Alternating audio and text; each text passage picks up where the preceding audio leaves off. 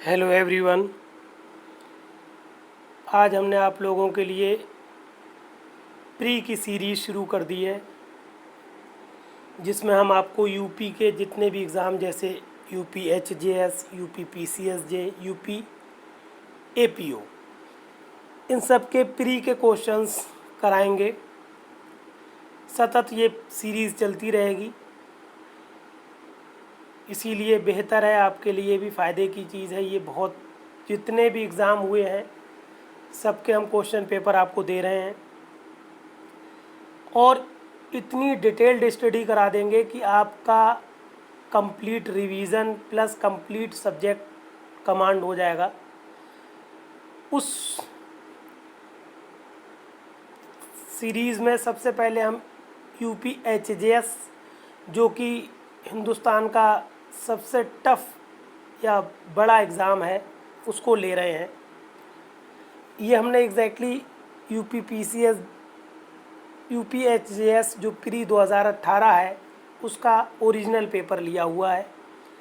इस तरह से एचजेएस का, यूपी एचजेएस का पेपर आता है। 4 सेट बनते हैं, ए बी सी डी। ये ए सेट है पेपर का।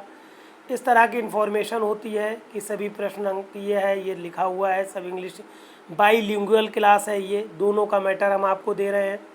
इसमें जो सबसे मेन बात है, ये 5वां पॉइंट होता है जिसको समझना होता है कि अगर कोई प्रश्न समझने में आपको कठिनाई हो रही है या कोई दिक्कत हो रही है तो इंग्लिश के मैटर को प्राथमिकता देते हैं एचजेएस वाले या पीसीएसजे वाले। तो आपको कहीं ना कहीं प्रश्न करते वक्त इंग्लिश के भी ऑप्शंस को देख लेना चाहिए। अभी हम आपको आगे पढ़ाते वक्त बताएंगे कहाँ कहाँ क्या क्या त्रुटियाँ कर देते हैं। यहाँ तक कि यूपी एचजेएस पेपर तक में आपको प्रिंटिंग में त्रुटियाँ मिलेंगी, जो कि हिंदी मीडियम के स्टूडेंट्स के लिए बहुत घातक होती हैं। आगे हम पढ़ाएंगे, आपको पूरी चीज़ बताएंगे कहाँ पर हम क्या कहना चाह रहे हैं। ये ओरिजिनल पेपर हमने लिया हुआ है जो 2018 में, चूँकि यूपी एचजेएस में 3 एग्ज़ाम हुए, 18 पार्ट 1, 2018 पार्ट 2, 2018 पार्ट 3। बहुत मेन है 2018 के पेपर्स, जिसमें हमने ये पेपर पहला यूपी एचजेएस द्वारा 2018 का पहला पेपर लिया हुआ है। उसका पहला सेट है ये हमारे पास। पेपर का सेट नंबर 1 है, जिसका पहला प्रश्न हम आपके सामने शुरू करने जा रहे हैं। इसमें देखिए, हम आपको डिटेल्ड स्टडी कराएंगे। अभी हम बताते हैं कैसे। जैसे मान लीजिए एक पहला प्रश्न ये आया आपके पास, my own Boswell is autobiography of. पूछा गया है माई ओन बॉसवेल आत्मकथा किसके द्वारा लिखी गई है। तो सबसे पहले तो हम आपको उत्तर बताएंगे। आपके दिमाग में भी आना चाहिए कि ये ऑटोबायोग्राफी किसने लिखी है, माई ओन बॉसवेल। तो सबसे पहले तो हम आपको उत्तर बता दें, ये बायोग्राफी लिखी है न्यायमूर्ति मोहम्मद हिदायतुल्लाह साहब ने। इसके उत्तर हम आपको बाकायदा लिख के भी दे रहे हैं। देखिए, ये हमने ये आपका हैंड रिटन नोट्स में ये मैटर लिख के दे दिया है। ये सलूशन भी दे रहे हैं, आप लोग भी कॉपी पेन लेके बैठें। बहुत सारे ये प्रश्न एक होगा, मगर उसके ऑप्शन 4 होंगे, चारों से संबंधित हम व्याख्या करेंगे, प्लस बहुत सारी एडिशनल इन्फॉर्मेशंस देंगे। मतलब ये मान के चलिए, एक प्रश्न को सॉल्व करने पर आपको कम से कम 5-6 चीज़ों की जानकारी होगी।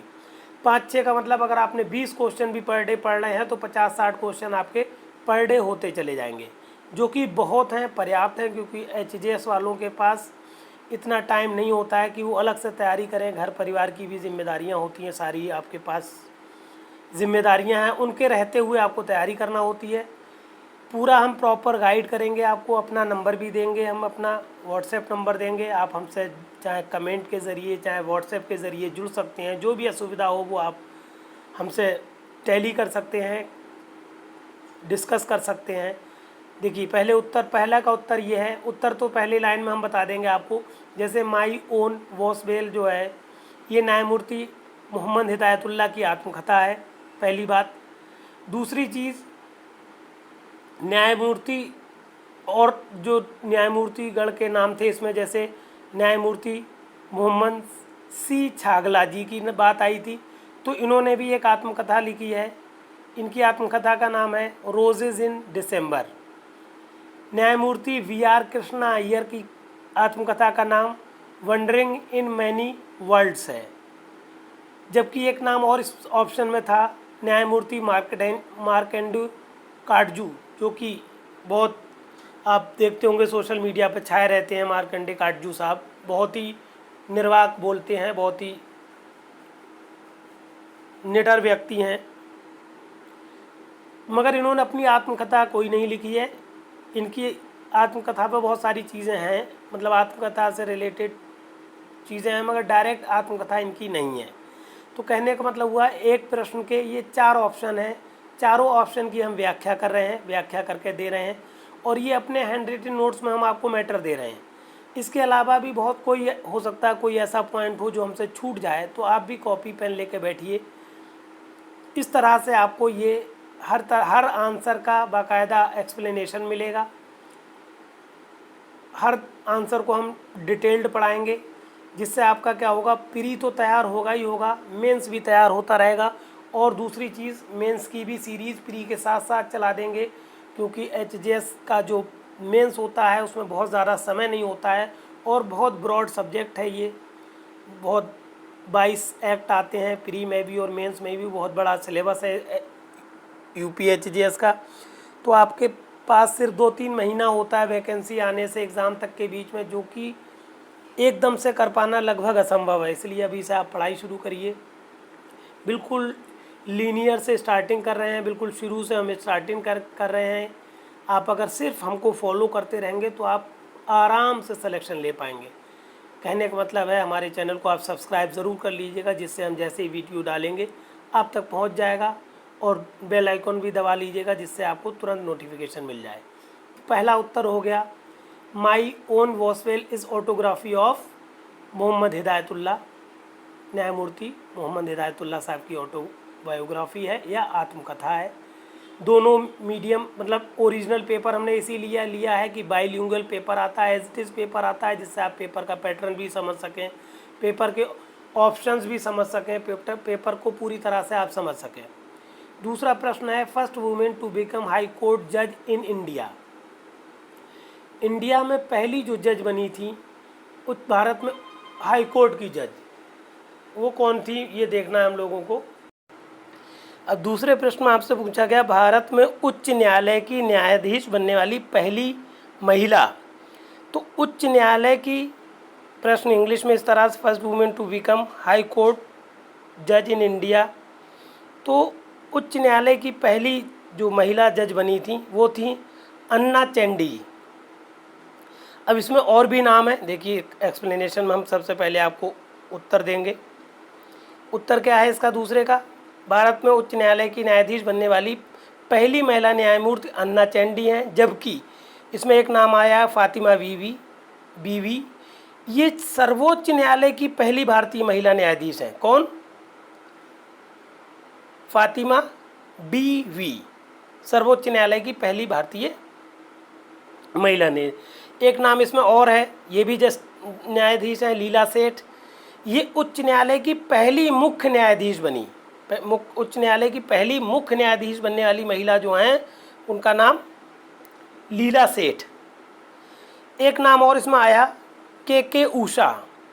ये के उषा जी भी जो थी उच्च न्यायालय हाई कोर्ट जो केरला है, सॉरी उच्च न्यायालय केरला का है या केरला हाई कोर्ट है, वो इसकी जज थी और फिर ये जाके केरला हाई कोर्ट की चीफ जस्टिस भी बनी।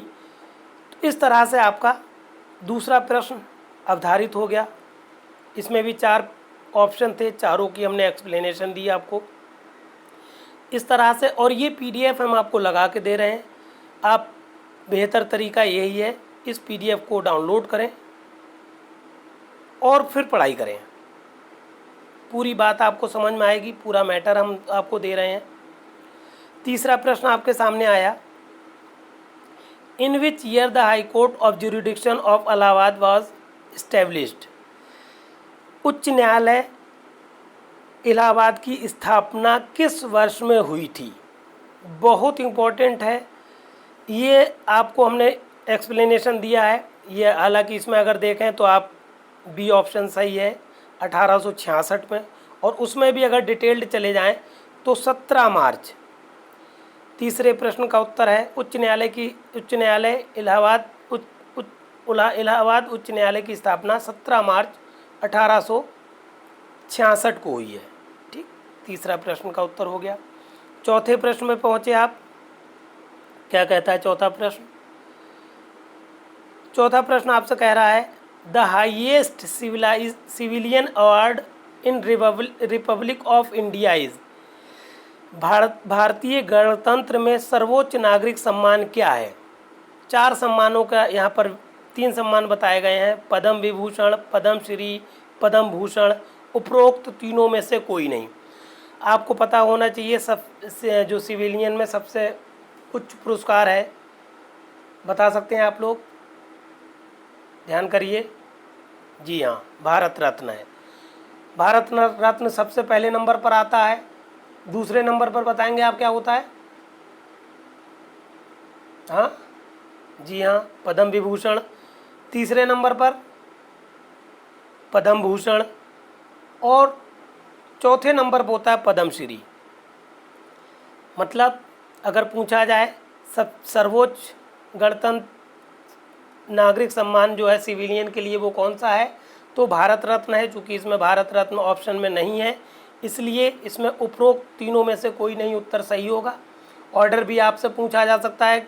एक प्रश्न के 4 ऑप्शन मिल रहे हैं, 4 उत्तर मिल रहे हैं। ऑर्डर पूछा जा सकता है, सर्वोच्च सम्मान पूछा जा सकता है। तो सर्वोच्च सम्मान में सिविलियन के मामले में सबसे ऊपर है सम्मान भारत रत्न, फिर है पद्म विभूषण, फिर है पद्म भूषण, फिर है पद्म श्री। ये ऑप्शंस इस ऑर्डर में भी याद रखिए, टोटल डिटेल याद रखिए आप। इस तरह से आप पढ़ेंगे तो आपका पूरा का पूरा मैटर तैयार हो जाएगा, कभी भी कुछ भी नहीं फंसेगा। और ख़ास तौर से सिर्फ एचजेएस के लिए नहीं है, ये पीसीएसजे के कैंडिडेट के लिए भी ज़रूरी चीज़ें हैं सारी की सारी, एपीओ के लिए भी ज़रूरी हैं। तो एचजेएस पढ़ाने का सबसे पहला मकसद तो ये है कि एचजेएस की वैकेंसी आने वाली है। उसके अलावा आप चूँकि तैयारी कर रहे हैं तो बड़े की तैयारी जब आप करेंगे, एचजेएस सबसे बड़ा एग्ज़ाम है, तो उसकी तैयारी करेंगे तो एपीओ और पीसीएसजे की तैयारी तो आपकी अपने आप हो जाएगी। 5वां प्रश्न आपके पास है हिमा दास इज़। हिमा दास जो है वो क्या हैं? एथलीट हैं, अभिनेत्री हैं, क्रिकेटर हैं, लेखक हैं? तो सिंपल सी बात है, हिमा दास जो है वो एथलीट हैं। इसमें और एक्सप्लेनेशन की ज़रूरत नहीं है, सिर्फ आप इतना बत जाने कि हिमा दास एथलीट हैं। फिर 6ठा प्रश्न है भारतीय सिनेमा की प्रगति एवं विकास में उत्कृष्ट योगदान के लिए राष्ट्रीय पुरस्कार है। The national award for outstanding contribution to the growth and development of India cinema is. तो अगर देखा जाए भारतीय सिनेमा की प्रगति और विकास में सबसे उत्कृष्ट, सबसे सर्वोच्च जो पुरस्कार है, राष्ट्रीय पुरस्कार, सर्वोच्च राष्ट्रीय पुरस्कार, वो है दादा साहब फाल्के पुरस्कार। दूसरा एक इसमें पुरस्कार की बात हुई है स्वर्ण कमल की। स्वर्ण कमल भी भारतीय सिनेमा से संबंधित पुरस्कार है। और ऑस्कर पुरस्कार जो है आप जानते होंगे, ये भी ऑस्कर पुरस्कार भी दिया जाता है किस मामले में? फिल्म जगत के ही से संबंधित है, मगर ये इंटरनेशनल अवार्ड है। और इसमें एक वर्ड आया है सिनेमा रत्न, तो सिनेमा रत्न नाम का कोई अवार्ड नहीं होता है। ठीक, ये ध्यान रखिएगा, कभी भी आपके पास ऑप्शन आए सिनेमा रत्न तो इस नाम का कोई अवार्ड होता ही नहीं है। स्वर्ण कमल सिनेमा से संबंधित है। दादा साहब फाल्के यह सर्वोच्च सम्मान है जो सिनेमा के क्षेत्र में दिया जाता है। ऑस्कर पुरस्कार वो पुरस्कार है जो इंटरनेशनली दिया जाता है, इंटरनेशनल लेवल पे दिया जाता है। फिर आप आ जाइए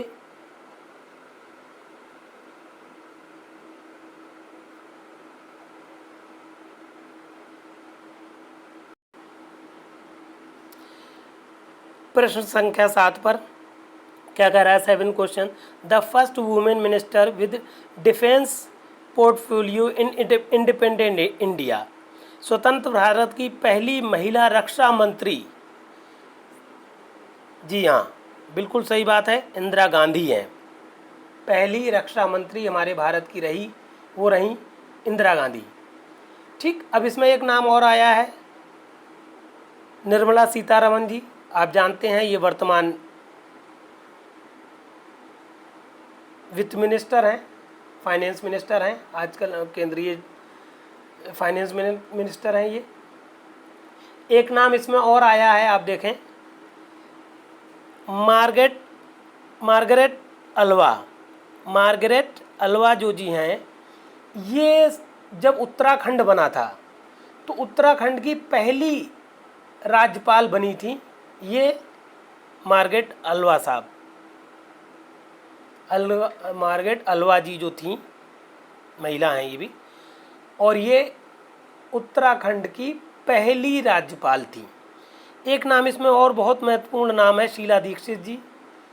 ये शीला दीक्षित जी आप जानते होंगे सब लोग, ये दिल्ली की सीएम रहीं और सबसे ज़्यादा longest surviving minister of Delhi 1998 से लेकर 2013 तक, जब तक ये जीवित रहीं, पूरे टाइम दिल्ली राज्य की केंद्र शासित प्रदेश की मिनिस्टर रही हैं, मुख्यमंत्री रही हैं। कौन? शीला दीक्षित जी।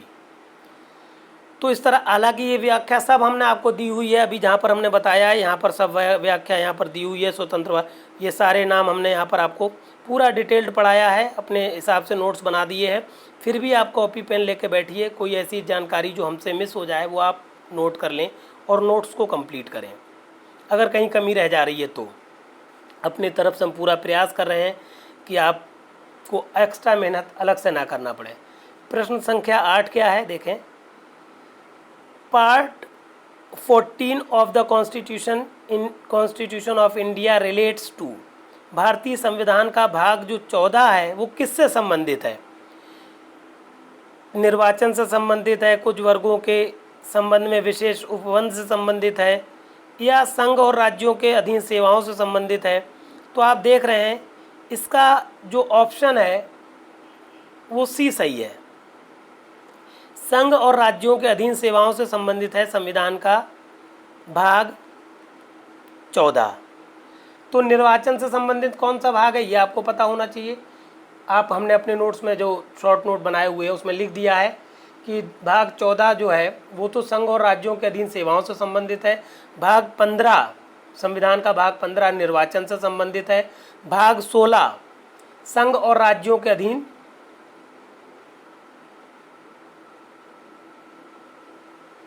सॉरी गलती कर गए, संघ और राज्यों के अधीन सेवाओं से संबंधित है आपका भाग 14। और 16 भाग जो है वो क्या हो जाएगा? कुछ वर्गों के संबंध में विशेष उपबंध। इसमें हमने शायद आपको गलत लिखवा दिया है, ये हमने भाग 16 में लिख दिया है, वही आंसर लिख दिया है जो भाग 14 में लिखा हुआ है, तो इसको आप करेक्ट कर लीजिएगा। भाग 16 में क्या है, गलत प्रिंट हो गया है, ये भाग गलत लिख दिया है, मतलब हमने भाग 16 में कुछ वर्गों के संबंध में विशेष उपबंध। अब देखिए इस तरह से गलती पकड़ में आ गई, करेक्ट कर लिया आपने, करेक्ट कर लिया।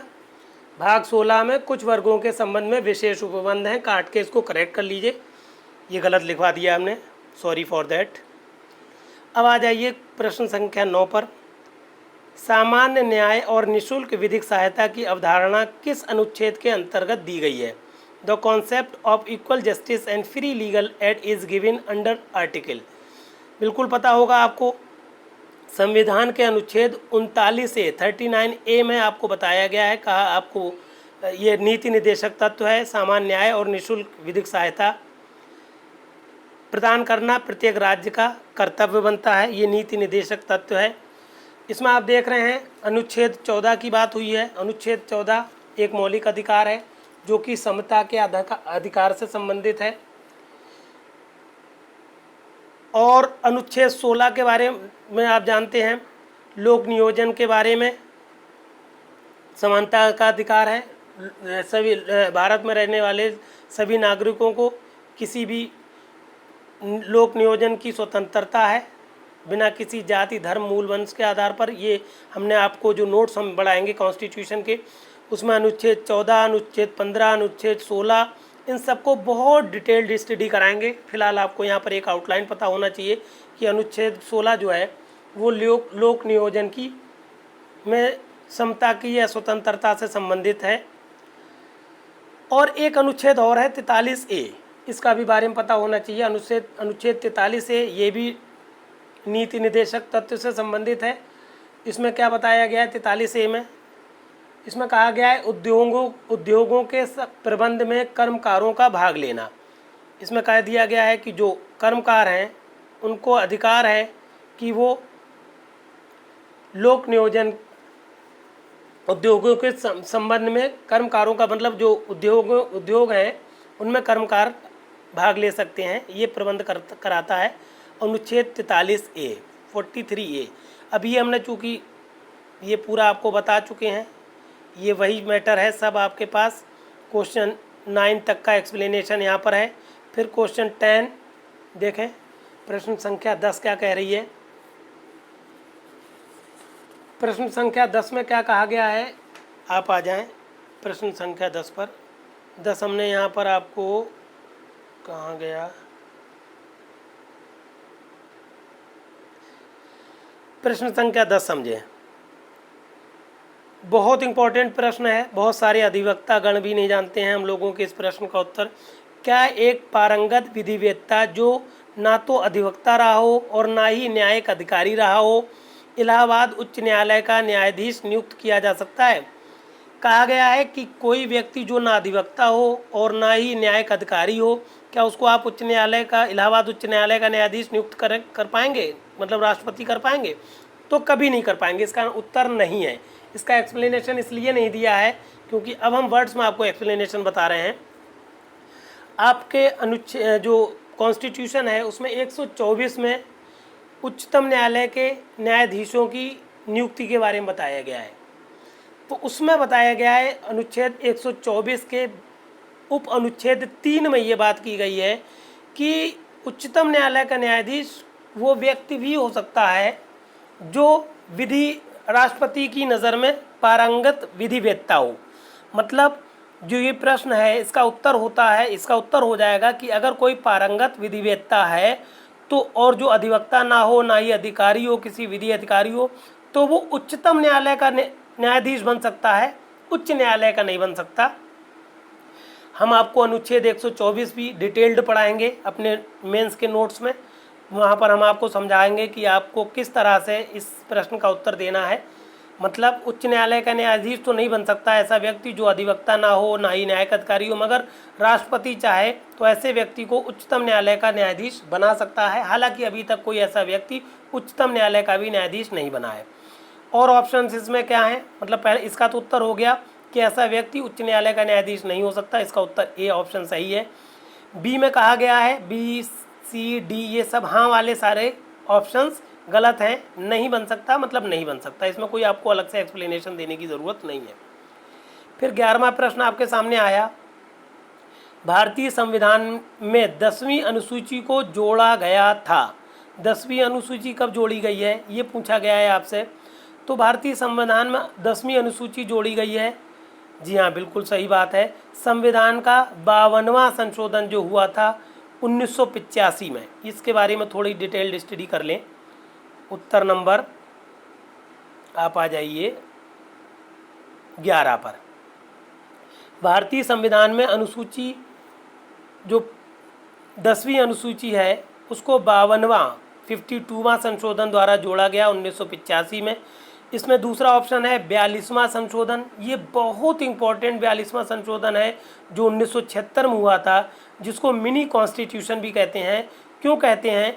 Because there was new 3 word, 3 शब्द जो हमारी प्रस्तावना में सोशलिस्ट, सेकुलर और इंटीग्रिटी, ये तीनों वर्ड जोड़े गए थे। किसके? 42वें संशोधन के द्वारा। और फंडामेंटल ड्यूटीज़ जो हमारे संविधान में जोड़ी गई हैं, वो भी 42वें संविधान के द्वारा जोड़ी गई हैं। डायरेक्टिव प्रिंसिपल्स में से कौन 39, 39A, 43A, 48A, ये सब भी 42वें संशोधन द्वारा जोड़े गए हैं। और इसी में एक 42वें संशोधन में हमने आपको डिटेल्ड पढ़ाया है, अपने नोट्स में पढ़ाएंगे, आगे बताएंगे हम आपको, कि जो कॉन्स्टिट्यूशन का अमेंडमेंट था 42वां, इसमें ये बात कही गई थी, no constitutional amendment should be questioned. इसमें सबसे 42वें संशोधन में एक बहुत महत्वपूर्ण बात की गई थी कि जो अनुच्छेद 368 है उसके अनुसार संसद को जो संविधान के संशोधन की शक्ति प्राप्त है, परिवर्धन की शक्ति प्राप्त है, उसको किसी न्यायालय में प्रश्नगत नहीं किया जाएगा। ये बात भी 42वें संशोधन द्वारा संविधान में जोड़ी गई थी। तो इसलिए इतने सारे बहुत सारी चीज़ें हैं जो 42वें संविधान संशोधन से संबंधित हैं। इसलिए इसको मिनी कॉन्स्टिट्यूशन भी कहते हैं। बहुत इम्पोर्टेंट है ये 42वां संविधान संशोधन। इसी में और आगे बात हुई है 35वां संशोधन। 35वें संशोधन को भी यहाँ पर देख लें। 35वें संशोधन में क्या बात की गई? 35वें संशोधन द्वारा सिक्किम को भारतीय संघ के सह राज्य का दर्जा प्राप्त हुआ। सिक्किम पहले अलग था, इसको भी 42वें संशोधन द्वारा सह राज्य में जोड़ दिया गया था। इस तरह से ये प्रश्न नंबर 11 जो है आपका कंप्लीट हो गया। 12वें प्रश्न आ जाइए। 12वें प्रश्न में पूछा गया है कि भारतीय संविधान के अनुच्छेद 371 में प्रावधान है। 371 में किस चीज़ का प्रावधान किया गया है? महाराष्ट्र राज्य के संबंध में विशेष उपबंध है, नागालैंड। तो हम आपको इसमें एक हिंट भी बताएंगे। तो 371 जो अनुच्छेद है आपके कॉन्स्टिट्यूशन में, संविधान में, ये महाराष्ट्र और गुजरात, ये इसकी व्याख्या हम देख लें। प्रश्न संख्या 12 की व्याख्या। अनुच्छेद 371 में महाराष्ट्र और गुजरात राज्यों के बारे में विशेष उपबंध किया गया है, जिसको हमने ब्रैकेट में मतलब शॉर्ट में गुम लिख दिया हरे पेन से। गुम मतलब गुजरात और महाराष्ट्र की बात की गई है अनुच्छेद 371 में। और इसमें अनुच्छेद और भी दिए गए हैं 371 का। तो 371 का में नागालैंड राज्य के बारे में विशेष उपबंध है। 371 गा में मणिपुर राज्य के संबंध में विशेष उपबंध है। फिर 370 के बारे में, जैसा कि अभी आपने देखा 2019 में बहुत बड़ा अमेंडमेंट हुआ, जम्मू कश्मीर राज्य के संबंध में अस्थायी उपबंध की व्याख्या की गई। अस्थायी उपबंध को रखा गया है अनुच्छेद 370 में। तो एक हमने यहाँ पर हिंट आपको दे दी, ना असमड़िया सी मी अड़ुगोक। ना मीन्स नागालैंड में ये काखा गाघा हैं, ये सब उपखंड। तो ना मतलब नागालैंड, इसमें बात हुई है 371 का में। अस का असम की बात है 371 खा में। मणिपुर की बात है 371 गा में। नामक फिर आ मीन्स आंध्र प्रदेश की बात करेंगे आप, घा में 371 घा में। फिर सी सिक्किम की बात होगी, फिर मिजोरम की बात होगी, फिर अरुणाचल की बात होगी, फिर गोवा की बात होगी, और फिर कर्नाटक की बात होगी। तो ये इस तरह से पूरे 371 के जो उपखंड का खा गा घा हैं सबको हमने यहाँ पर शॉर्ट में लिख दिया। ना असमड़िया सीमी अणुगोक। हर राज्य का पहला शब्द ले लीजिए तो आप भी समझ पाएंगे 71 का में क्या कहा गया है, 71 का में क्या है, 371 गा में क्या है। ये बहुत इंपॉर्टेंट अनुच्छेद है 371, 370 और 371 के का खा गा, ये सब खंड, इसलिए इसकी व्याख्या बहुत ज़रूरी थी। अब आ जाइए आप लोग प्रश्न संख्या 12 की बात हो गई। प्रश्न संख्या 13 पर आ जाइए। Can a justice person acquire citizen juristic person कहते हैं विधिक व्यक्ति को। Can a juristic person acquire citizenship under part 2 of constitution of India. क्या कोई विधिक व्यक्ति भारतीय संविधान के भाग 2 के अंतर्गत नागरिकता अर्जित कर सकता है? हम लोग के संविधान के भाग 2 में नागरिकता की बात की गई है। तो इस नागरिकता को क्या कोई विधिक व्यक्ति प्राप्त कर सकता है। किन आधारों पे यहाँ पर आधार बताए गए हैं कि विधिक व्यक्ति भारतीय राज्य क्षेत्र में 10 वर्ष तक रहे, या वो विभाजन पूर्व भारत राज्य क्षेत्र में कार्य कर रहा हो, या भारतीय नागरिकता अधिनियम के प्रावधानों के अनुसार। तो इसका ऑप्शन है नहीं, सब हाँ वाले ऑप्शन गलत हैं। कोई भी विधिक व्यक्ति किसी भी तरीके से भारत की नागरिकता को प्राप्त नहीं कर सकता। इसकी हमने व्याख्या ये लिख दी है, उत्तर नंबर 13 ये है, कोई विधिक व्यक्ति संविधान के भाग 2 के अनुसार नागरिकता प्राप्त नहीं कर सकता। फिर आप आ जाइए प्रश्न संख्या 14 पर। प्रश्न संख्या 14 क्या कह रही है? The provision for application to district जज आर प्रेस्क्राइब्ड इन। जिला न्यायाधीशों की नियुक्ति के लिए प्रावधान निहित है। तो कहाँ पर निहित है प्रावधान, देख लें हम। प्रश्न संख्या 14 का उत्तर, जिला न्यायाधीशों की नियुक्ति के लिए प्रावधान निहित है। The provision for appointment of district जज आर प्रिस्क्राइब्ड इन। भारतीय संविधान के भाग 6 अध्याय 5 में, भाग 6 अध्याय 6 में, भाग 8 में, या फिर भाग 5 अध्याय 6 में। तो इसका पहले उत्तर समझ लें आप। जो ज़िला न्यायाधीश हैं, चूँकि आप एडीजे बनने जा रहे हैं, तो एडीजे का आपको पता भी जो होना चाहिए प्रावधान कहाँ है, अनुच्छेद 6 भाग संविधान का भाग 6 अनुच्छेद 6। ठीक, पहले तो उत्तर समझ लें इसका। भारतीय संविधान के भाग 6 अनुच्छेद 6 में जिला न्यायाधीशों की नियुक्ति का प्रावधान है, जबकि भाग 6 अध्याय 5 में राज्यों के उच्च न्यायालय की बात की गई है, उच्च न्यायालय के न्यायाधीशों की या उच्च न्यायालय की बात है। भाग 8 की बात इसमें आई है। भाग 8 में क्या है पता होना चाहिए, संविधान के भाग 8 में संघ राज्य क्षेत्रों की बात है, और भाग 5 का अध्याय 6 है ही नहीं। ठीक, गलत, मतलब ऑप्शन है ये, अध्याय भाग 5 में सिर्फ अध्याय 5 तक ही बात है, छठा अध्याय है ही नहीं भाग 6 में। तो इस तरह से ये 14वें प्रश्न की हमने व्याख्या कर दी आपके सामने। 15वां प्रश्न देखें आप क्या कहलाता है। केंद्रीय प्रशासनिक अधिकरण की स्थापना किसके प्रावधानों के अनुसार है? तो भारतीय संविधान के अनुच्छेद 323B, 323A, 315, 320। तो पहले से उत्तर समझ लें आप इसका। केंद्रीय प्रशासनिक अधिकरण की स्थापना की गई है, वो अनुच्छेद, भारतीय संविधान के अनुच्छेद 323A। पहली बात तो ये समझ लें, 323A में क्या है, केंद्रीय प्रशासनिक अधिकरण की स्थापना है।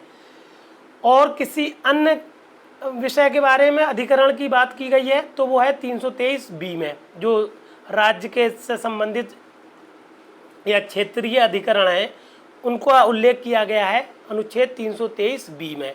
315 में क्या बात है, ये इम्पोर्टेंट बात हो जाती है। 315 में संघ और राज्यों के लिए लोक सेवा आयोग की स्थापना की बात है। और 320 अनुच्छेद 320 में जो है लोक सेवा आयोगों के कृत्य हैं। तो इस तरह से चारों ऑप्शन हमने आपको एक्सप्लेन किए। इसीलिए हम आपसे कह रहे हैं कि आप एक प्रश्न को पढ़ेंगे, आपको कम से कम 4-5 जानकारियां आपको मिलेंगी।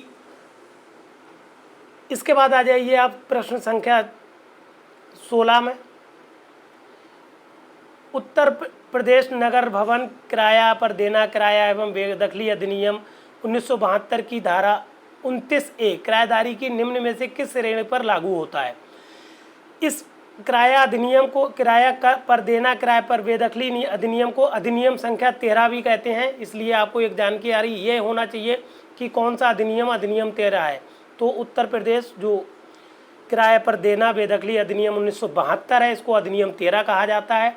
और इसमें एक धारा बहुत इंपॉर्टेंट है, इसका हमने बहुत एक्सप्लेन किया है आगे चल के, क्योंकि ये 2018 के पार्ट 2 में भी ये प्रश्न आया इससे संबंधित। तो हमने चूँकि वहाँ पर फिर रिपीट हुआ तो इसको बहुत डिटेल में वहाँ पढ़ाया है। यहाँ पर हमने थोड़ा सा शॉर्ट में पढ़ा दिया है, हमने बता दिया है आपको। इसका उत्तर तो पहली बात तो हो जाएगा बी, ऑप्शन नंबर बी सही है। ये जो 29A है धारा अधिनियम 13 की, ये ऐसी भूमि की किराएदारी जहां किराएदार ने भूस्वामी की सहमति से स्थायी संरचना का निर्माण कर लिया है। कोई भी ऐसा किराएदार जो भूस्वामी की सहमति से स्थायी संरचना का निर्माण कर लेता है तो उस पर धारा लगती है। धारा के प्रावधान 29A के प्रावधान लगते हैं। इन सारे प्रावधानों को हम आगे आपको डिटेल में पढ़ाएंगे। इसी जो प्री का पेपर पढ़ाएंगे 18 का 2018 का पार्ट 2, उसमें बताएंगे। इसमें हमने फिलहाल यहाँ लिख दिया ऐसी भूमि की किराएदारी जहाँ किराएदार ने भूस्वामी की सहमति से स्थायी संरचना का निर्माण कर लिया है। ये 29A में आती है और किसी किराएदार पे ये नहीं लगती, इसलिए और ज़्यादा व्याख्या करने की इसकी ज़रूरत नहीं है। अब आप आ जाइए क्वेश्चन नंबर 17 पर। किसके अंतर्गत उत्तर प्रदेश नगर भवन किराए पर देना किराए बेदखली अधिनियम द्वारा विनियमित किसी भवन का किराएदार न्यायालय के समक्ष किराया जमा कर सकता है यदि भूस्वामी द्वारा अस्वीकार कर दिया जाता है? बहुत इंपॉर्टेंट प्रश्न है ये 17वां प्रश्न। The tenant of building governed by UP Urban Building Regulation of Letting Rent and Eviction Act 1972 can deposit rent before the court if refused by the landlord। किराएदार को बेचारे को क्या उपचार उपलब्ध है अगर भूस्वामी किराया लेने से मना कर दे रहा है? तो ना अनुच्छेद 16 इसका कुछ कर पाएगा, ना अनुच्छेद 21 कुछ कर पाएगा, ना अनुच्छेद देखिए यहाँ पर आप देखिए ध्यान से, वहाँ पर सेक्शन कह रहे हैं और हिंदी में आपको अनुच्छेद लिख के दे रहे हैं, जबकि यहाँ पर होना चाहिए था धारा। अनुच्छेद थोड़ी ना होते हैं, इस एक्ट में धाराएं होती हैं। तो एक मिसप्रिंट यहाँ पर आप पकड़ पाएंगे कि यहाँ पर बात आ रही है अनुच्छेद, जबकि होना चाहिए सेक्शन धारा। तो धारा ना 16 अनुतोष देता है ना 21 देता है। हाँ, धारा 30 में इसकी बात हुई है। धारा 30 का उपधारा 1 हमने अपने एक्सप्लेनेशन में लिखा है। धारा 30 की उपधारा 1 के अनुसार मकान मालिक द्वारा इनकार करने पर तथा धारा 30(2) में भवन स्वामी के बारे में संदेह होने पर किराया न्यायालय में जमा कराया जा सकता है। कहने का मतलब आप समझ रहे होंगे कि अगर किराएदार ने मकान मालिक ने किराया लेने से इनकार कर दिया है तो आप क्या करेंगे? अधिनियम 13, ये अधिनियम 13 है। अधिनियम 13 की धारा 30 की उपधारा 1 के अनुसार न्यायालय में किराया जमा करेंगे। और अगर मान लीजिए कहीं पर संदेह है आपको स्वामी के बारे में कि किसको किराया देना है, किसको नहीं देना है, कौन स्वामी है, तो भी धारा 30 की उपधारा 2 के अंतर्गत आप किराया क्या करेंगे? न्यायालय में जमा करेंगे। और न्यायालय में भी किसके? मुंसिफ न्यायालय में जमा होता है किराया। ये भी प्रश्न आपसे पूछा जाता है 2018 के, अभी हम आपको पार्ट 2 पढ़ाएंगे, उसमें पूछा गया है प्रश्न ये कि किस न्यायालय में? तो मुंसिफ के न्यायालय में किराया आप जमा करेंगे अगर मकान मालिक किराया लेने से मना कर दे या आपको संदेह है कि कौन इसका मकान मालिक है। तो धारा 30 में आपको उपचार प्रदान किए गए हैं, धारा 30 की उपधारा 1 में। 18वां प्रश्न देख लें आप। 18वां प्रश्न कहता है 1972 के उत्तर प्रदेश अधिनियम संख्या 13 के अंतर्गत अपराध विचारणीय है। देखिए अधिनियम 13 की बात आ गई। अभी हमने कहा था कि अधिनियम 13 यही होता है जो अभी बताया हमने कि बेदखली और ये सब किराया पर देना और बेदखली अधिनियम 1972 को ही अधिनियम 13 कहते हैं। तो इसमें जो अधिनियम अपराध किस धारा में किसके द्वारा विचारणीय होते हैं? ऑप्शन में आपको बताया गया है जिला अधिकारी किराया नियंत्रण अधिनियम राज्य सरकार द्वारा या प्रथम वर्ग मजिस्ट्रेट द्वारा। तो इसका उत्तर है प्रथम वर्ग मजिस्ट्रेट। कहने का मतलब है अगर किराया अधिनियम के किसी धारा के अंतर्गत कोई विवाद उत्पन्न होता है तो कम से कम प्रथम वर्ग मजिस्ट्रेट क्या करेगा?